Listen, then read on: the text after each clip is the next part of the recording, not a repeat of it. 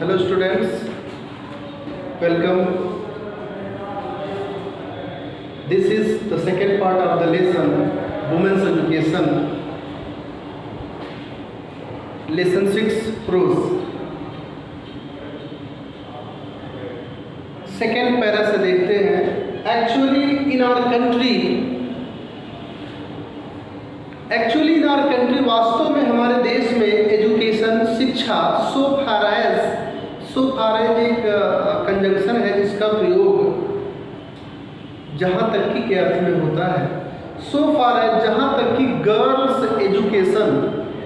लड़कियों की शिक्षा का इज कंसर्न्ड माने संबंध है. जहाँ तक क्या बताया गया यहाँ पर एक्चुअली वास्तव में हमारे देश में शिक्षा और जहाँ तक कि लड़कियों की शिक्षा का कंसर्न है संबंध है का मामला है is not wide spread enough. Is माने है नॉट माने नहीं, वाइड स्प्रेड माने होता है विस्तृत, इनफ माने पर्याप्त. पर्याप्त विस्तृत नहीं है, पर्याप्त व्यापक नहीं है,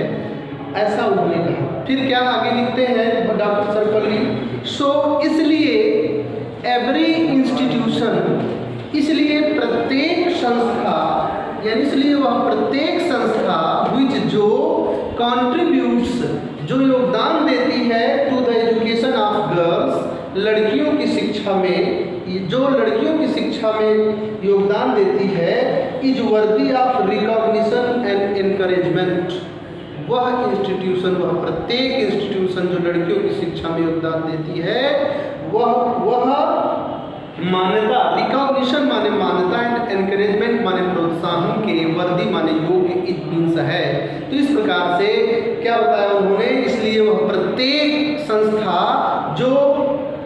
contributes to the education of girls जो लड़कियों की शिक्षा में योगदान देती हैं is worthy of recognition and encouragement, मान्यता और प्रोत्साहन के योग्य है. अर्थात उन प्रत्येक संस्थाओं को मान्यता दी जानी चाहिए और उससे प्रोत्साहन दी जानी चाहिए. But I am anxious that the kind of education that is imparted must not only be broad but should also be deep. लेकिन फिर आगे उन्होंने जो है अपने दृष्टिकोण को रखते हुए कहा बट आई एम एनॉक्सियस, किंतु मैं चिंतित हूँ. आई एम एनॉक्सियस, एनॉक्सियस माने चिंतित या उत्सुक भी होता है. बट आई एम एनॉक्सियस, किंतु मैं चिंतित हूँ दैट की द काइंड ऑफ एजुकेशन, जिस प्रकार की शिक्षा, द काइंड ऑफ एजुकेशन उस प्रकार की शिक्षा दैट जो इज इम्पार्टेड जो बांटी जाती है या जो दी जाती है, क्या यानी जो हमारी संस्थाओं में दी जाती है. मतलब उनके कहने का मतलब कि मैं चिंतित हूँ कि द काइंड ऑफ एजुकेशन वह शिक्षा यानी उस प्रकार की शिक्षा दैट इज इम्पार्टेड जो बांटी जाती है अर्थात जो शिक्षा दी जाती है must not be only broad, वह ना केवल विस्तृत होनी चाहिए, वह ना केवल यानी वह शिक्षा ना केवल विस्तृत होनी चाहिए but should also be deep, किंतु गहरी भी होनी चाहिए, किंतु गहरी भी होनी चाहिए. नेक्स्ट है we are lacking in depth. अब उन्होंने इस सेंटेंस के कहने क्यों कहा, उन्होंने कहा we are lacking in depth. We are lacking हम पिछड़ रहे हैं, इन डेप्थ माने गहराई में, अर्थात हम शिक्षा को गहराई से देने में पिछड़ रहे हैं. अर्थात शिक्षा हम जो शिक्षा दे रहे हैं अपनी संस्थाओं में उस शिक्षा में गहराई नहीं है. उनके कहने का मतलब है कि we are lacking in depth, हम गहराई में पिछड़ रहे हैं अर्थात शिक्षा के गहराई में पिछड़ रहे हैं. वी में बीकम लर्नड एंड स्किल्ड. फिर उन्होंने आगे कहा वी में बीकम हमें होना, हम हो सके या हम हो सकते हैं लर्नड माने होता है शिक्षित एंड स्किल्ड और कुशल या दक्ष या निपुण. हम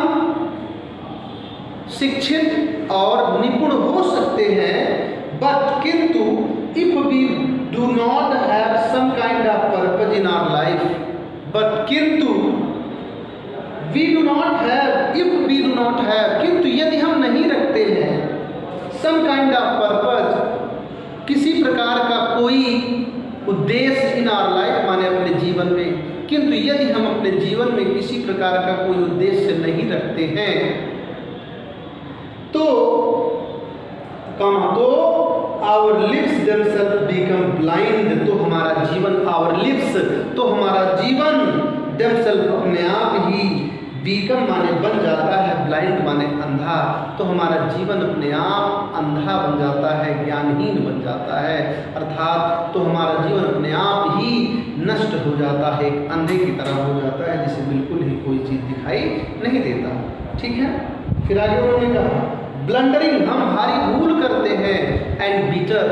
और बहुत कड़वा हो जाता है। मतलब उनकी ये है कि वी में बीकम लर्न एंड स्किल, हम कुशल यानी हम शिक्षा को प्राप्त करके, कोई भी शिक्षा, हम शिक्षा को प्राप्त करके शिक्षित और कुशल तो हो सकते हैं, but if we do not have some kind of purpose in our life, किंतु हमारे जीवन में यदि किसी भी प्रकार का कोई उद्देश्य नहीं रखते हैं तो आवर लिप्स, हमारा जीवन देमसेल्फ बिकम ब्लाइंड, तो हमारा जीवन अपने आप में, हमारा जीवन देमसेल्फ स्वयं ही ब्लाइंड, अंधा, ब्लंडरिंग, भारी भूल वाली, एंड बिटर, और कड़वी, बीकम माने हो जाती है, बेकार हो जाती है। ठीक है, अब आगे उन्होंने गीता का एक कोटेशन यहाँ पर उद्धृत किया है। क्या उन्होंने कोट किया है, द गीता से, गीता कहती है, चूँकि आप जानते हो कि डॉक्टर सर्वपल्ली राधाकृष्ण उपनिषद और गीता के बहुत बड़े महारथी थे, बहुत बड़े ज्ञानी थे,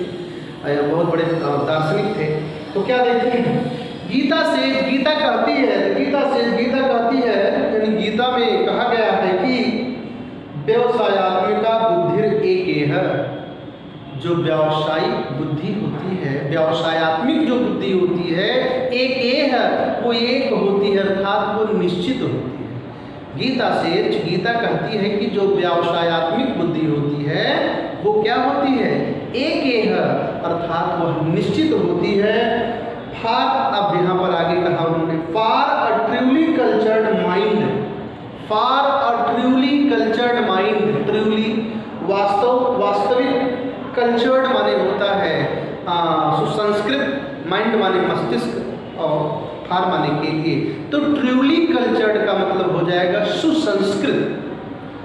ट्रूली कल्चर्ड का मतलब सुसंस्कृत, समझे ना।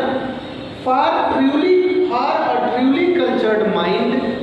एक सुसंस्कृत मस्तिष्क वाले व्यक्ति के लिए there is a single mindedness, there is a single mindedness, single mindedness माने होता है एक निश्चित एकाग्रता, जिसको सुसंस्कृत मस्तिष्क वाले व्यक्ति के लिए there is a single mindedness, एक निश्चित माइंडेडनेस होता है, अर्थात एक निश्चित एकाग्रता होती है, और डेडिकेशन, और क्या होता है, और समर्पण होता है, टू अ सिंगल पर्पज, निश्चित उद्देश्य के लिए। सिंगल पर्पज का मतलब निश्चित उद्देश्य, एकमात्र उद्देश्य, और एकमात्र उद्देश्य के लिए क्या होता है, डेडिकेशन यानी समर्पण होता है। मतलब ये हुआ कि सुसंस्कृत मस्तिष्क वाले व्यक्ति के लिए जो क्या होता है, जो निश्चित उद्देश्य होता है उसके प्रति डेडिकेशन होता है, और सिंगल माइंडेडनेस होता है, अर्थात एकाग्रता होता है। और क्या, अब आगे उन्होंने कहा फार द अनकल्चर्ड माइंड, तो वहाँ ट्रूली कल्चर्ड सुसंस्कृत, अनकल्चर्ड असंस्कृत, and for the uncultured mind, और असंस्कृत मस्तिष्क वाले व्यक्ति के लिए या असंस्कृत मस्तिष्क वाले व्यक्ति का द होल लाइफ, पूरा जीवन इज स्कैटर्ड माने बिखर जाता है, स्कैटर माने बिखरना, यानी असंस्कृत मस्तिष्क वाले व्यक्ति का the whole life is scattered, पूरा जीवन ही बिखर जाता है, इन मेनी डायरेक्शंस, कई दिशाओं में, विभिन्न दिशाओं में, यानी विभिन्न दिशाओं में, कई दिशाओं में असंस्कृत मस्तिष्क वाले व्यक्ति का जो पूरा जीवन है वो कई दिशाओं में क्या हो जाता है, बिखर जाता है, उसे जीवन का कोई भी उद्देश्य प्राप्त नहीं होता है। फिर क्या है, बहुशाखा हिनांताश, क्योंकि बहुशाखा हिनांताश, यानी जो बहुशाखा होती है, बहुत शाखाओं वाला व्यक्ति होता है, वो क्या होता है, उसका कोई अंत नहीं होता है, वह कोई निश्चित लक्ष्य की प्राप्ति नहीं कर सकता, वह हमेशा ही परेशान रहता है। अब आगे है, देयरफॉर, इसलिए इट इज एसेंशियल, यह आवश्यक है दैट कि द एजुकेशन, वह शिक्षा, विच माने जो, यू माने तुम, एक्वायर माने प्राप्त करते हो, इन दीज इंस्टीट्यूशंस, इन संस्थाओं में, शुड गिव यू, वह should give you not merely learning and skill, वह ना केवल, नॉट मेरली, ना केवल मतलब नॉट ओनली, वह ना केवल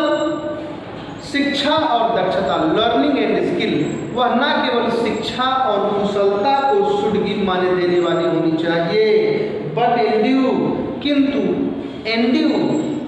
भर देने वाली होनी चाहिए, यू माने तुम्हें, with the definite purpose in your life, किंतु तुम्हारे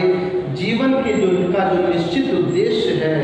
उससे तुम्हें परिपूर्ण कर देने वाली भी होनी चाहिए, अर्थात तुम्हें अपने जीवन के निश्चित उद्देश्य को ही दिलाने वाली होनी चाहिए। ठीक है ना? फिर से देखिए, देयरफॉर, इसलिए इट इज एसेंशियल दैट, यह आवश्यक है कि द एजुकेशन, वह शिक्षा, व्हिच जिसे you acquire in these institutions, जिसे तुम इन संस्थाओं में प्राप्त कर रहे हो, करते हो, वह नॉट ओनली, क्या, वह should give you not merely learning and skill, वह ना केवल शिक्षा और दक्षता देने वाली होनी चाहिए, but Andrew you with a definite purpose in life, किंतु तुम्हें तुम्हारे जीवन के निश्चित उद्देश्य, सिंगल पर्पज इन लाइफ, किंतु तुम्हारे जीवन के निश्चित उद्देश्य को ही दिलाने वाली, को परिपूर्ण कराने वाली होनी चाहिए। व्हाट द पर्पज इज, उद्देश्य जो कोई भी हो, व्हाट द पर्पज इज, उद्देश्य जो कोई भी हो, यू हैव टू डिफिनिट, तुम्हें निश्चित करना है, फॉर योर सेल्फ माने अपने स्वयं के लिए, यानी उद्देश्य कोई भी हो सकता है, व्हाट द पर्पज इज, उद्देश्य कोई भी हो, उद्देश्य कुछ भी हो सकता है, is you have to define for your self, तुम्हें उसे अपने लिए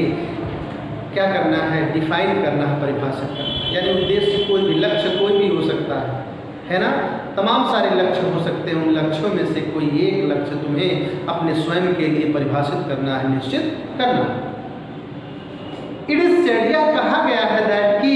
इट इज सेड, यह कहा गया है कि विद्या गिव्स यू विवेका, विद्या गिव्स माने देती है, यू माने तुम्हें, विवेका माने विवेक, विद्या तुम्हें विवेक देती है। It is said that Vidya gives you Viveka, यह कहा गया है कि विद्या तुम्हें विवेक प्रदान करती है। विमर्श रूपिणी विद्या, किंतु जो विमर्श रूपिणी विद्या है, विमर्श रूपिणी विद्या, किंतु विमर्श रूपिणी विद्या, किंतु जो विमर्श रूपिणी विद्या है, गिव्स यू अ सेंस, तुम्हें वह ज्ञान प्रदान करती है, आप व्हाट इज राइट, कि क्या गलत हो रहा है, कि क्या गलत है, एंड हेल्प्स, और सहायता करती है, यू माने तुम्हारी, टू अवॉइड माने बचने के लिए, व्हाट इज रॉन्ग, जो कुछ भी गलत है। किंतु जो विमर्श रूपिणी विद्या है, वह विद्या तुम्हें गिव्स यू अ सेंस, तुम्हें वह ज्ञान प्रदान करती है, आप व्हाट इज राइट, कि क्या गलत है, and helps you to avoid what is wrong, और जो कुछ भी गलत है उससे बचने के लिए तुम्हारी सहायता करती है। यू मस्ट ट्राई, तुम्हें कोशिश करनी चाहिए, यू मस्ट ट्राई, देयरफॉर, इसलिए यू मस्ट ट्राई, इसलिए तुम्हें कोशिश करनी चाहिए, टू फाइंड आउट माने पता लगाने का, टू फाइंड आउट माने ज्ञात करने का, पता, फाइंड आउट माने ज्ञात करना, पता लगाना, इसलिए देयरफॉर, इसलिए तुम्हें पता लगाने का यानी ज्ञात करने की कोशिश करनी चाहिए, what is required of you, कि तुमसे क्या रिक्वायर्ड है, आवश्यकता है, कि तुमसे क्या आवश्यकता है, इन दिस जनरेशन, इस पीढ़ी में, इसलिए तुम्हें यह पता लगाने की कोशिश करनी चाहिए कि what is required of you, तुम्हारी क्या आवश्यकता है, इन दिस जनरेशन माने इस पीढ़ी में, कि इस पीढ़ी में तुम्हारी आवश्यकता क्या है, तुम्हारी जरूरत क्या है, उस पीढ़ी में यानी अपनी पीढ़ी में तुम्हारी आवश्यकता क्या है, उसका पता लगाना चाहिए, और उसकी आवश्यकता के अनुसार अपने आप को ढालना चाहिए, अपना निश्चित उद्देश्य बनाना चाहिए। अब पर्पज, एक, अब यहाँ पर उन्होंने कहा कि एक उद्देश्य को छांटने की बात कर रहे हैं। जब हम अपने जीवन का लक्ष्य बनाएं तो वो लक्ष्य कैसा होना चाहिए, वो किस प्रकार से होना चाहिए, वो सब बता रहे हैं। कह रहे हैं अ पर्पज, एक उद्देश्य, व्हिच हेल्ड गुड सेंचुरीज एगो, एक पर्पज जो, व्हिच माने जो, हेल्ड गुड माने अच्छी थी, अच्छी रही, सेंचुरीज एगो माने शताब्दियों पहले, एक उद्देश्य, एक लक्ष्य जो शताब्दियों के पहले बहुत अच्छी रही, may not hold good today, आज अच्छी नहीं भी हो सकती। May not hold good today, आज अच्छी नहीं भी हो सकती है। In view of the rapidly changing conditions of our country and of the world, हमारे देश के एंड ऑफ द वर्ल्ड, और संसार के, हमारे देश के और संसार के रैपिडली चेंजिंग कंडीशन के अनुसार, हमारे देश के और इस संसार के रैपिडली, तेजी से चेंजिंग, बदलते हुए कंडीशंस माने परिस्थितियों के, व्यू माने, इन व्यू माने दृष्टिकोण में, आज में नॉट होल्ड गुड, अच्छी नहीं भी हो सकती। यानी एक उद्देश्य जो शताब्दियों के पहले बहुत अच्छी मानी जाती थी, बहुत अच्छी थी, आज अच्छी नहीं भी मानी जा सकती, नहीं भी हो सकती है। क्यों? हमारे देश के क्या, किस दृष्टिकोण में, किस लिहाज से हमारे देश के और संसार के तेजी से बदलते हुए परिस्थितियों के दृष्टिकोण में के अनुरूप आज अच्छी नहीं भी मानी जा सकती, नहीं भी हो सकती। फिर आगे उन्होंने कहा सो इसलिए द पर्पज, वह उद्देश्य, व्हिच माने जिसे यू माने तुम अडॉप्ट माने अपनाते हुए, इन योर लाइफ माने अपने जीवन में, मस्ट बी अडॉप्टेड, अनुकूल होना चाहिए, मस्ट बी अडॉप्टेड, अनुकूल होना चाहिए। ये ADAPT, अडॉप्ट माने अनुकूलित होना, या अनुकूलित होना चाहिए, अनुकूल होना चाहिए, या अनुरूप होना चाहिए, to the relevant need, relevant need के, रेलिवेंट नीड माने संदर्भित आवश्यकताओं के,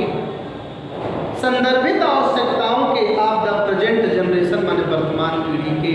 वर्तमान पीढ़ी के रेलिवेंट नीड यानी वर्तमान पीढ़ी के संबंधित आवश्यकताओं के अनुकूल होना चाहिए। एडॉप्ट, मस्ट बी अडॉप्टेड, अनुकूलित भी होना चाहिए, अर्थात के अनुरूप भी होना चाहिए। फिर से इस सेंटेंस को देख लेते हैं। सो इसलिए द पर्पज माने वह उद्देश्य, व्हिच जिसे you adopt in your life, जिसे तुम अपने जीवन में अपनाते हो, must be adopted to the relevant needs of the present generation, वह वर्तमान पीढ़ी के संबंधित, रेलिवेंट संबंधित नीड्स, आवश्यकताओं के, मस्ट बी अडॉप्टेड, अनुकूलित भी होना चाहिए या के अनुरूप भी होना चाहिए। Thank you students, I tell you after that tomorrow. Thank you very much.